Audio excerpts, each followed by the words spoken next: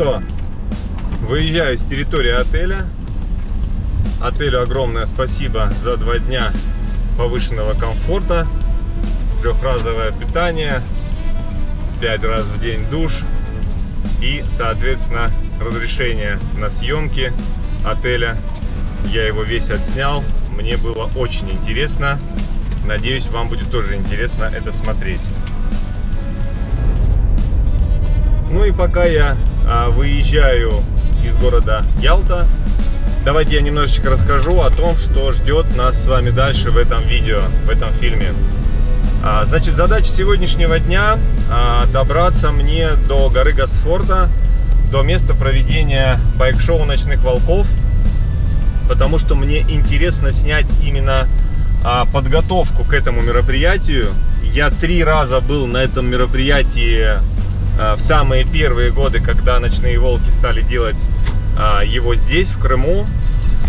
Я знаю, что это мероприятие из себя представляет с точки зрения зрителя, с точки зрения мотоциклиста, но это мероприятие мне до сих пор интересно с точки зрения организации, потому что, ну, это очень зрелищно, это очень круто, там задействовано сотни актеров, тонны декораций, света, звука, каскадеры. Ну, это очень круто, и круто посмотреть на то, как работает команда, которая создает это мероприятие. Поэтому сегодня я планирую остановиться и заночевать на горе Госфорта и увидеть своими глазами, конечно же, показать это вам, потому что, ну, многие из вас, да, те, кто связаны с мотокультурой, с мотожизнью, ездили на это байк-шоу или еще только поедете, и вы увидите эту картинку как зритель, а вот изнутри эту картинку видит не каждый. Поэтому я постараюсь вам ее показать. Обещаю, будет много всего интересного. Времени у меня полно. Поехал снимать. Вы знаете, что-то есть вот в этой старой крымской дороге. Она, безусловно, сложнее и дольше, чем дорога через Симферополь. Но вот посмотрите вот на эти старые советские вывески, указатели, маршруты. Но они прям класс. Тут есть возможность прикоснуться к истории. Поэтому, если располагаете временем, всем советую проехать именно этой дорогой.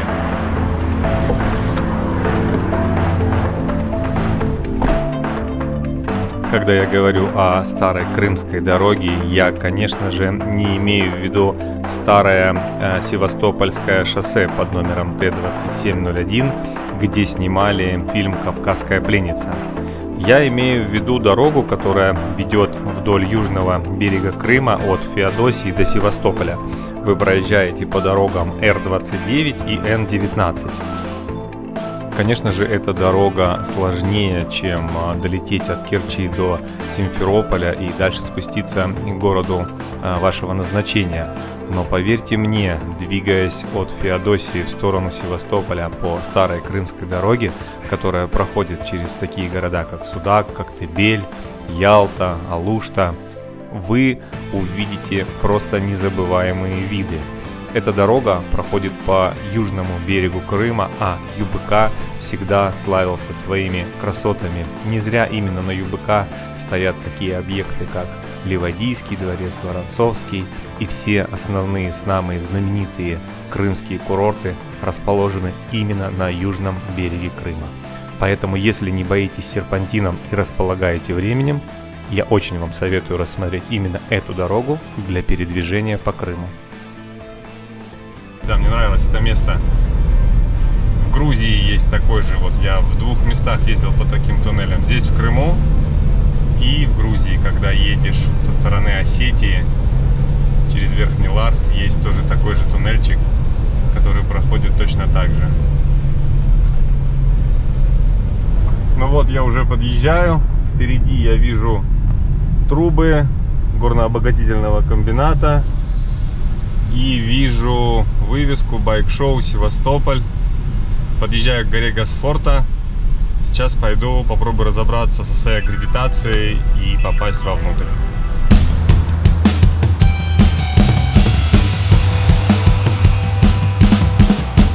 Ну, на территорию байк-центра я пока не попал, потому что приехал довольно-таки рано. Пресс-служба Екатерина, с которой я связывался из Москвы, будет только часа через 2. Мне дали Wi-Fi, я с ней списался, поэтому мне нужно подождать еще 2 часа. И когда она приедет, буду расселяться.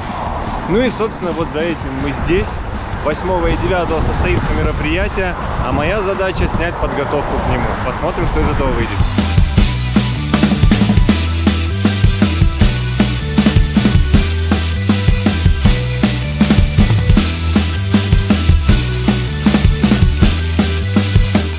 Ну все, друзья, каждого ожидающего ждет награда. Так и в моем случае. Я подождал пару часов у входа на байк-шоу, и наконец-таки мне посчастливилось встретиться с пресс-службой Екатериной, с которой мы согласовывали мое пребывание здесь. Сейчас она мне расскажет все правила, все, что я должен делать, и я начну снимать. Ну и, как говорится в старой русской пословице, на ловца и зверь бежит. Вторым человеком на поляне Госфорта, с которым я познакомился, был лидер ночных волков, хирург. Пока мы обсуждали с Екатериной место моего размещения и правила поведения на горе Госфорта, подъехал хирург, мы с ним познакомились, пообщались. Первый наш диалог в объектив камеры не попал, но в дальнейшем в фильме я обязательно расскажу свои впечатления от общения с этим человеком, и у нас будет с ним еще небольшой диалог. Ну и, собственно, вот он, этот момент. Передо мной открываются ворота байк-центра. И я заезжаю туда, как гость, как пресса, чтобы встать на место стоянки.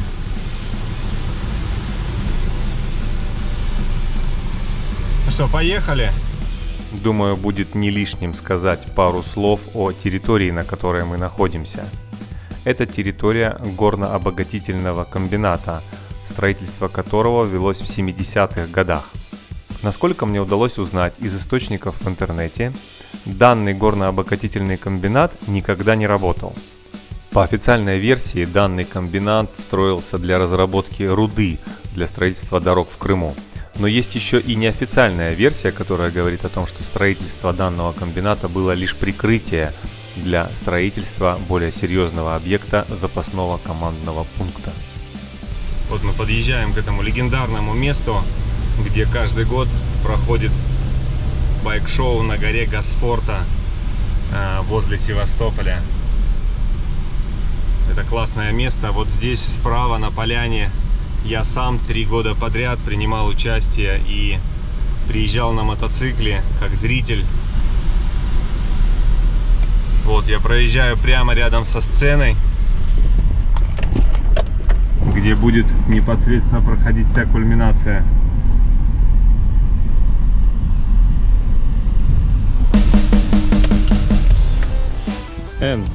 Несправедливость. Я считаю, что несправедливостью с моей стороны было бы не заехать сюда и не снять весь этот процесс подготовки к самому крупному байк-шоу на постсоветском пространстве.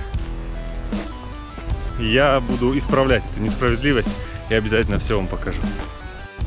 Я думаю, будет правильным сказать, что территория байк-центра, лично для меня, это один сплошной музей. Удивляет не только количество экземпляров различной техники, но и различные объекты, которые были привезены на поляну. Тут и старые самолеты, и муляжи танков, и копии, как вот в этом случае, памятников. Вот этот памятник девушки, олицетворяющей Россию. Такой же памятник находится в Уфе. На заднем плане вы видите копию памятника рабочей колхозницы, который установлен в Москве на ВДНХ. Есть и такие объекты, допустим, герб и россыпь черепов. Наверняка только автор знает, какой смысл заложен в этот объект. Встретил я на поляне и вот такого двурогого козела, напоминающего олицетворение сатаны. Но мне больше всего нравятся вот такие железные машины. Они двигаются, светятся, из них идет дым, и смотрится это очень круто. Мне безумно нравится фан-зона. Здесь каждый стул и стол – это произведение искусства. Посмотрите, как из старых ржавых железок руками мастера сделаны все эти объекты. Ну и, конечно же, если вы приехали на гору Госфорта, вам стоит посетить парк Патриот. Он находится прямо на въезде в байк-центр. Здесь представлены не только ретро-автомобили, но и вот как в этом случае автомобили, полностью сделанные своими руками. Здесь есть даже вагон московского метрополитена. Ну и, конечно же, куда без главных символов ночных волков. Они здесь повсюду. Например, вот этот железный зубастый трактор.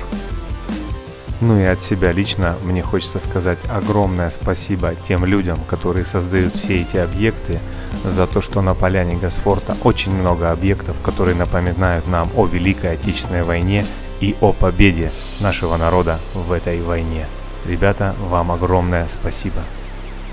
Я уже говорил, что на байк-шоу есть вся или практически вся инфраструктура. И даже если до сих пор вы не определились с семейным положением, у вас есть возможность зарегистрировать брак именно здесь. Как говорится, что случилось в Лас-Вегасе, останется в Лас-Вегасе. Друзья, на территории байк-шоу очень много интересной техники, но вот я сейчас нашел человека, который может показать, наверное, самый уникальный объект, который здесь находится.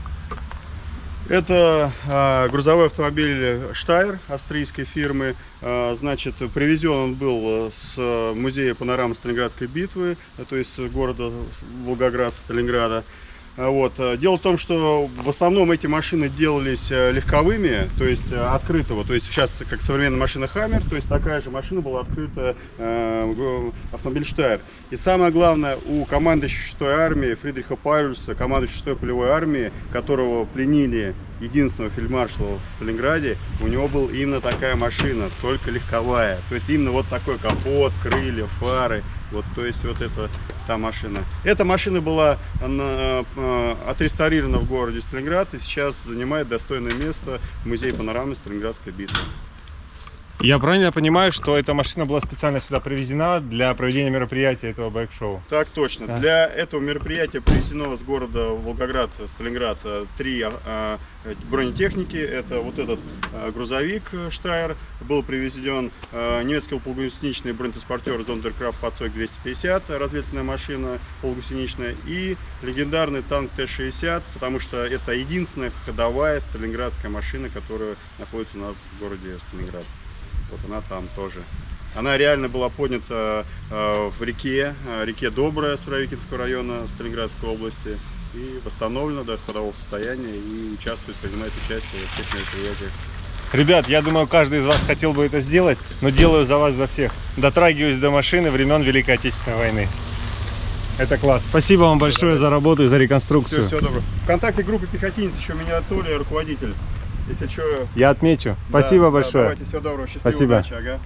Друзья, это один из уникальнейших объектов на этой площадке.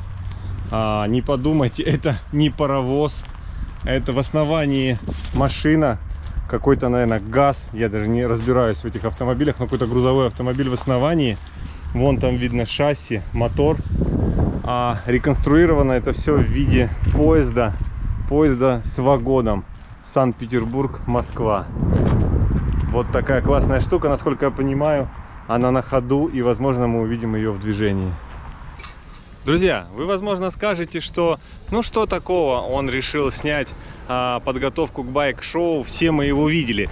Вы все видели это байк-шоу, вы видели его с лицевой части, с той части, которая предназначена для зрителя, но вы никогда, я уверен, не видели закулисья подготовки к байк-шоу.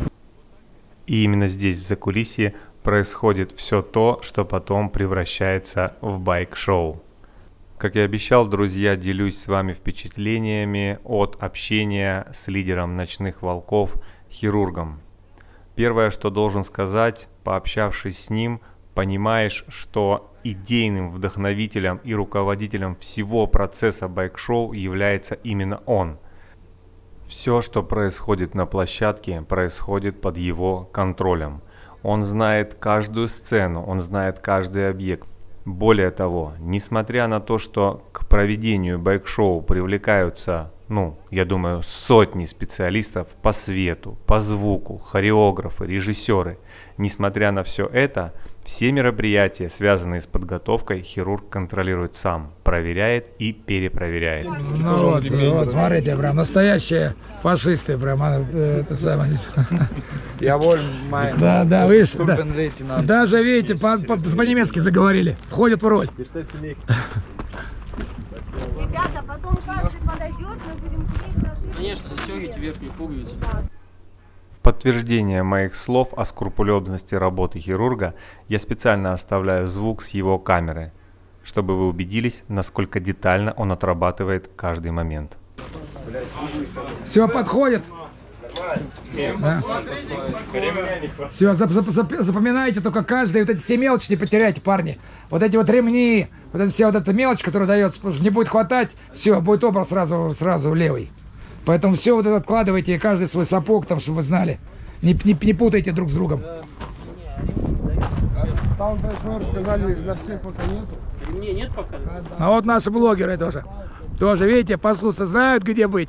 Знают, где быть, знают. Конечно, мы едем на самое мощное мероприятие на постсоветском пространстве. Я тоже хочу запечатлеть все, на самом деле, это на таком катарсисе все это делалось. Все это в последний момент, за месяц и неделю я только узнал о том, что все-таки байк-шоу состоится. Все его ждали, для всех это такое событие, без которого у них не будет, ну, не считайте, как Новый год для мотоциклистов, да и не только. Поэтому все очень с затаив дыханием ждали решения по поводу проведения байк-шоу. И вот сейчас, это, когда решение это мы получили, мы начали, конечно, со всей своим вдохновением кинулись вот, успевать сделать то, на что тратится на месяцы. Сам видишь, ты как бы сейчас снова залез и смотришь все это изнутри. Это как бы на самом деле тоже отдельная история, которая сама по себе очень интересна, потому что здесь буквально каждый сантиметр места потом палит. Вы видели, сейчас стоите сами на этих рельсах, по которым двигаются декорации на портовых кранах, ни больше, ни меньше. 2 портовых крана разобрали, приволокли сюда, чтобы сделать вот эту огромную декорацию, на которой будет ехать корабль «Ковчег спасения», да, Россия. Так мы видим ее образ. Вот. Ну и за ноу-хау вот эта конструкция наверху. Понимаешь, вот когда я сказал об этом акробатам, что а что если сможете отработать на этой высоте? Вначале сказали мне нет.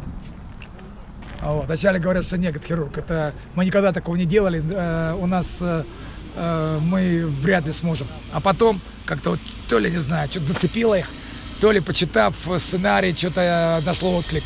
Потом говорит, давай рискнем. И вот сейчас они действительно превратятся у нас, они не будут акробатами. Они у нас вот те самые острокрылые ангелы русской победы, которые будут лететь действительно в самом небе. Вот эта камера не передаст, на самом деле, ощущение того, которое передает здесь эта площадка, когда ты находишься внизу. И вот я вижу эту картину именно в небе, над всем пространством, над всеми людьми, пришедшими на программу, над всеми декорациями, вот там. Вот, они будут парить у нас, там летать именно в кульминационной части. Еще пока не совсем понятно, как все это будет освещаться. Вот, я имею в виду подсветка. Но уже само инженерное решение найдено. И мы сумели установить там специальный подиум, бросить балки, сделать пространство, в которое вписали вот эту конструкцию для полетов. Посмотрите, как это будет. 8 число. Я сам жду этого момента, когда смогу увидеть это уже поддержанное спецэффектами, пиротехникой, музыкой. Вот со сложными в это все смыслами. Скажите, пожалуйста, а вот помимо того, что такие короткие сроки, где найти людей, которые готовы вот на самом деле создавать эту идею, воплощать ее? Потому что на самом деле... Один из них, вот, один из них, смотрите. Ладно, один из них прекрати. Но вот он мой друг, которого за столько лет, больше 30 лет, который, на кого я надеюсь. Я знаю, что если он будет рядом, то все получится, то все будет хорошо, и вот можно надеяться. Поэтому такое. И это понятно, что здесь за месяц не сделать. Мы здесь год торчали. Вот чтобы это было построить, мы здесь год торчали. Поэтому вот это все невозможно сделать за короткое время. Друзья, именно поэтому я сюда и приехал. Мы когда садимся на мотоцикл и приезжаем на это мероприятие, которое организует хирург и ночные волки, мы видим картинку, видим шоу, видим акробатов. Но я хочу показать вам именно сколько сил и сколько труда эти люди вкладывают в то, чтобы это мероприятие создалось. Я сам создавал маленькие мероприятия, небольшие мероприятия. Я знаю, чего стоит найти людей, найти единомышленников, объединить их и сделать это на самом деле классно и интересно. И справедливости ради нужно сказать, что во все годы, когда я посещал байк-шоу, мне безумно хотелось попасть внутрь главной сцены. Дело в том, что роль главной сцены исполняют остатки горнообогатительного комбината. Это груда железа, которая раз в год испускает дым, искры, пламя. Все движется, сверкает. Мне всегда было интересно увидеть этот механизм изнутри. И, конечно же, я не отказал себе в этом удовольствии. Мне дали добро подняться наверх по эстакаде, посмотреть сверху на все это мероприятие, поэтому не могу себе в этом отказать. Лезу наверх, пока не село солнце. Немножко, совсем немножко оборудования для понимания того, сколько сетей инженерных, сколько всего обслуживает это мероприятие.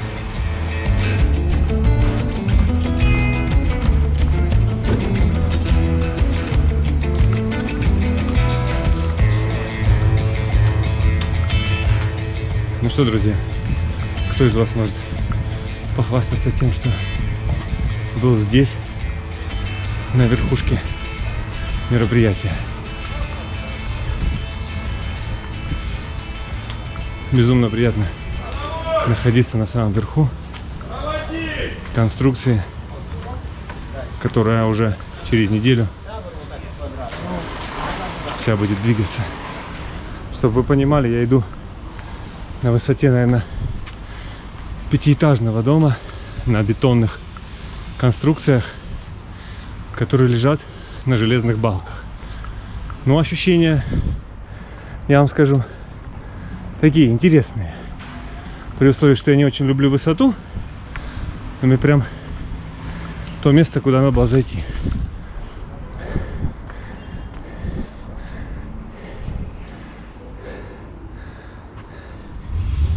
А это остатки горнообогатительного комбината.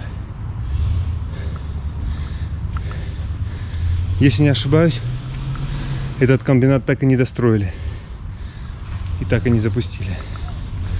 Тонны металла, которые раз в год оживают.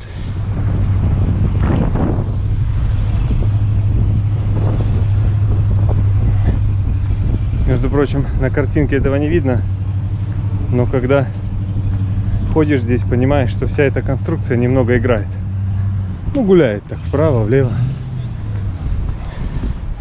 Но это такие интересные впечатления. Первый вечер на горе Госфорта встречаю между двух танков Т-34 на фоне воина-освободителя, копии статуи, установленной в Берлине. И вот так отсюда выглядит площадка байк-шоу.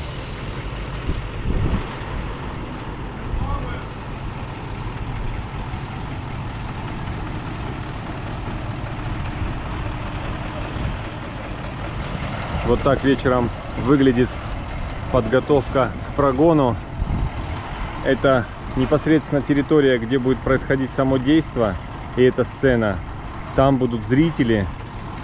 А вот там вдалеке, в технической зоне, стоит мой микроавтобус, и там сегодня у меня будет ночлег. Друзья, я, кажется, начал понимать, в чем фишка быть блогером и вести свой канал. Я все думаю, зачем я это делаю, зачем я это делаю? То ли скучно мне путешествовать уже просто так, то ли еще что. В последнее время я не езжу по всяким мероприятиям. Признаюсь честно, не могу сказать, что я стал социофобом, но вот перспектива попасть в толпу, она меня уже не радует. А вот сейчас здесь я занимаюсь тем, что мне нравится. Я совершенно один, и я сижу в VIP-ложе.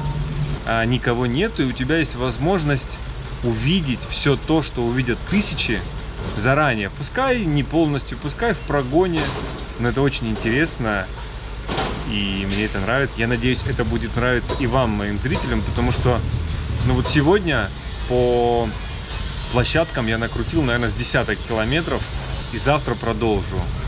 Все ради того, чтобы показать вам 10-15 минут интересного видео. Так что смотрите, подписывайтесь и будьте со мной в моих путешествиях.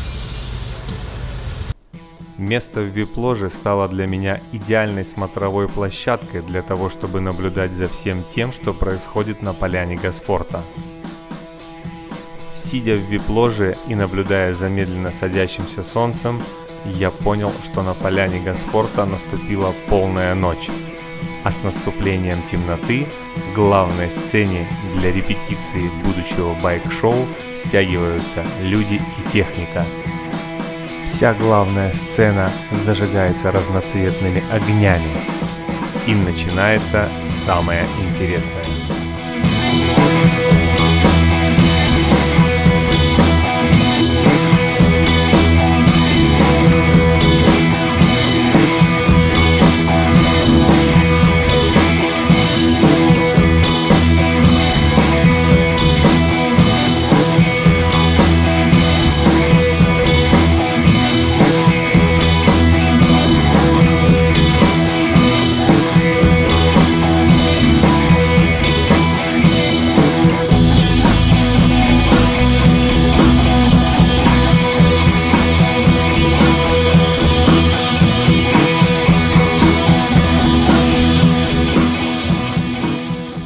Ночью площадка будущего байк-шоу, она живет. Вот сейчас стемнело, на часах уже 9 часов вечера, но тут реально живой муравейник. Кто-то налаживает свет, проверяет. Ребята чинят военную технику, которая не заводится. Техника вся перемещается по площадке. Только что каскадеры тренировались на вершине. Сварщики продолжают работать практически везде. Вот сейчас проверяют дым. Там работает кран. Ну, на площадке одновременно находится порядка, наверное, 200 человек. И каждый чем-то занят, в том числе и я. Да? Я пытаюсь все это запечатлеть и запомнить, чтобы потом передать хронологию всех событий в кино. Встаньте, пожалуйста, еще раз со свастики. Водители, пожалуйста, приготовьте технику.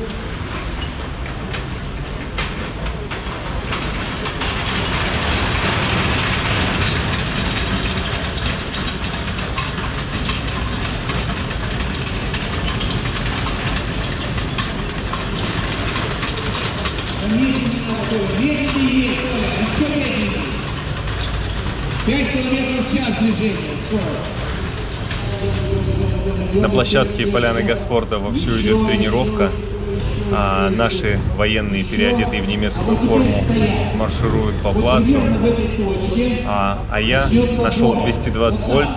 Это роскошь для человека, который путешествует на автомобиле. И мне нужно зарядить все гаджеты, плюс скинуть материалы за сегодняшний день.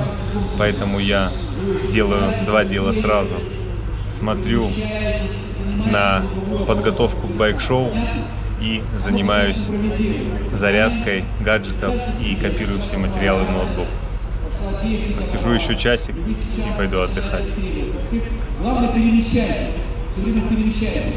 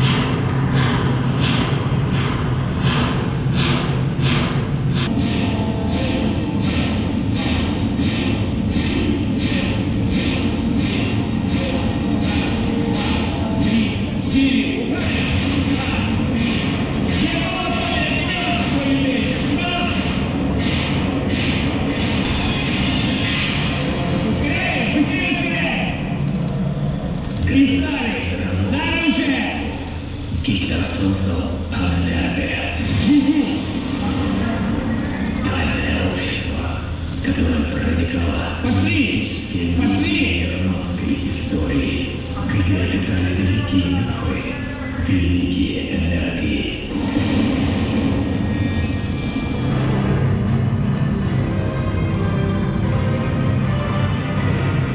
Факела не бросаем. Факела не бросаем. Сейчас будет пауза. Внимание. Еще.